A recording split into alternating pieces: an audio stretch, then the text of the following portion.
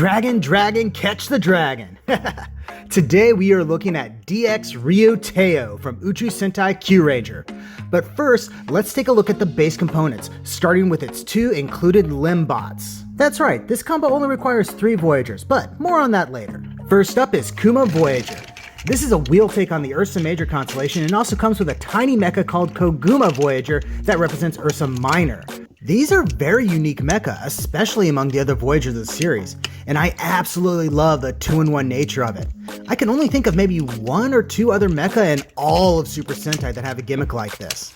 Anyway, both of these are used by Koguma Sky Blue, the youngest member of the team, and are connected to the Koguma Kyutama, which is number 11.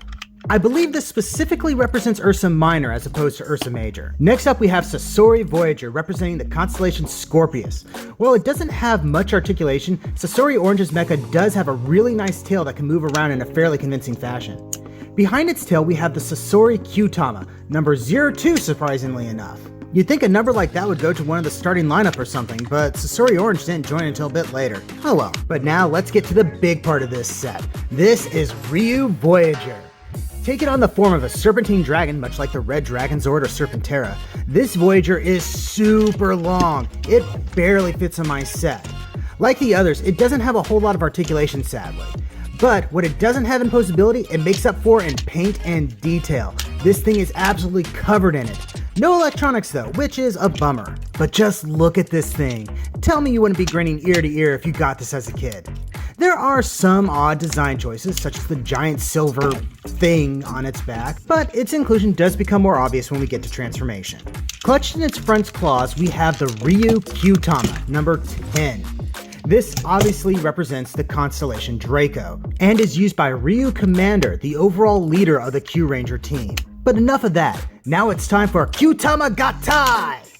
We'll start off with transforming Ryu into the main body of the combined form. It's a neat process that has us folding it in half. Then we just attach the limb Voyagers, attach the Ryu Kyutama, reveal the head, and give it its helmet. Now we have RyuTeiOh. This thing looks pretty darn good, but there are some issues.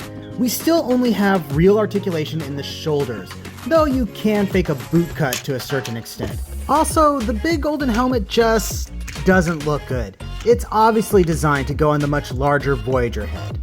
But the big thing is there are no electronics whatsoever in this thing. No lights, sounds, nothing. Which seems odd considering its status as a major unit. That being said, I think the color and detail work make up for some of these shortcomings. There's also more playability here. Even though you only have 2 spots for them, you can swap out the limb Voyagers for any of the other ones. Here it is with the Tenbin and Hibitsukai Voyagers. Also, let's not forget that Sasori and Kuma Voyagers can both assume leg forms as well. Here we have them making up a different combo for Cyberios, but they can also go on Kyureno too.